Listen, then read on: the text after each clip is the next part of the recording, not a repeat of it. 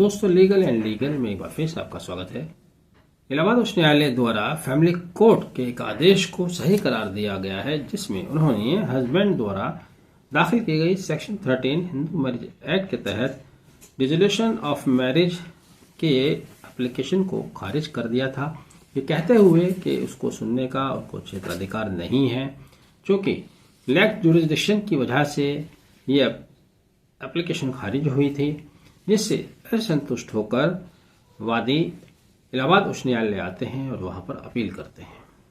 यह appeal first appeal defective number appeal number 29 सन 2025, जिसमें 17 जनवरी 2025 को इलाहाबाद उच्च न्यायालय द्वारा निर्णय सुनाया गया। निर्णय सुनाने वाले जज साहब हैं, उनका नाम भी आप सुन लीजिएगा, जस्टिस अश्विनी कुमार मिश्रा और जस्टिस दोनादी रमेश। डबल बेंच का ये जजमेंट है, जिसमें उन्होंने कहा कि यदि क्षेत्राधिकार के बाहर कोई प्रार्थना पत्र योजित किया जाता है, तब फैमिली कोर्ट द्वारा उसको खारिज किया जाना न्यायोचित है। दरअसल धारा 19 हिंदू मैरिज एक्ट में शादी के मामलों में दाखिल की जाने वाली याचिकाओं के संबंध में जुरिसडिक्शन को अच्छे से डिफाइन किया गया है। वह आपके लिए समझना बहुत ज़रूरी है, खास तौर से ऐसे भाइयों के लिए, साथियों के लिए जो वकालत के पेशे में नए आए हैं या जो किसी मुकदमे के वादी या प्रतिवादी हैं। धारा 19 हिंदू मैरिज एक्ट 1955 प्रावधान करती है कि मैरिज डिसोल्यूशन के लिए प्रार्थना पत्र केवल वहीं दिया जा सकता है जहां पर शादी हुई है, नंबर 1 जहां शादी हुई है, या नंबर 2 पेटिशन फाइल करते वक्त जहां पर रेस्पोंडेंट रहता है। ये इंपॉर्टेंट बात है, रेस्पोंडेंट के पक्ष को देखा गया है। पति या पत्नी द्वारा यदि कोई याचिका दाखिल की जाती है तो यह देखना होगा कि रेस्पोंडेंट कहाँ रहता है, ये दूसरी कंडीशन है, या पक्षकार आखिरी बार साथ साथ कहाँ रहे थे।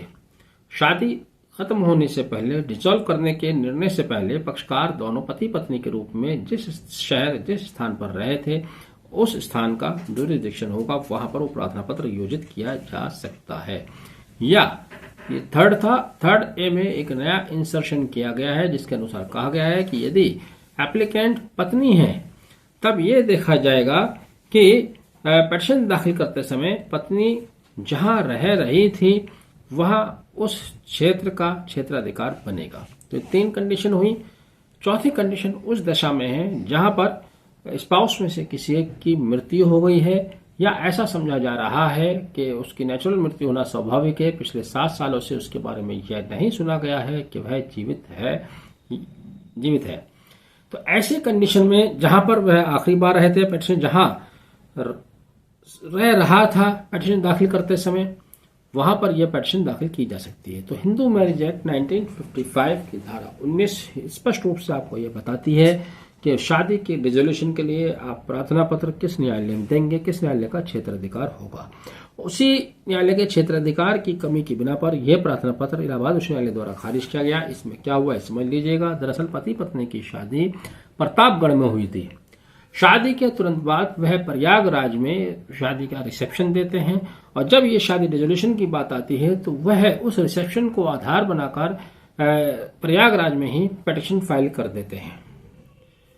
प्रयागराज फैमिली कोर्ट द्वारा कहा जाता है क्योंकि आपकी शादी प्रयागराज में सोलोमनाइज नहीं हुई है, इसलिए उस न्यायालय को इस पिटीशन को सुनने का अधिकार नहीं है, यह कहते हुए उन्होंने पिटीशन खारिज की थी। जिस आदेश के विरुद्ध इलाहाबाद उच्च न्यायालय के समक्ष याचिका आई थी, अपील आई थी, और इलाहाबाद उच्च न्यायालय ने फैमिली कोर्ट प्रयागराज के निर्णय को सही करार देते हुए स्पष्ट किया कि जुरिसडिक्शन कहाँ बनता है, वह भी नियमानुसार, कानून के अनुसार, जो भी मैंने आपको बताया। आपने वीडियो आखिर तक देखा, मैं समझता हूँ वीडियो आपको पसंद आया होगा। वीडियो पसंद आया है तो लाइक बटन प्रेस कीजिए, चैनल सब्सक्राइब नहीं किया तो प्लीज़ चैनल सब्सक्राइब कीजिए, और आगे भी नॉलेज गेन करने के लिए अपने साथियों के साथ इस वीडियो को ज़रूर शेयर कीजिए। Thank you, have a nice day.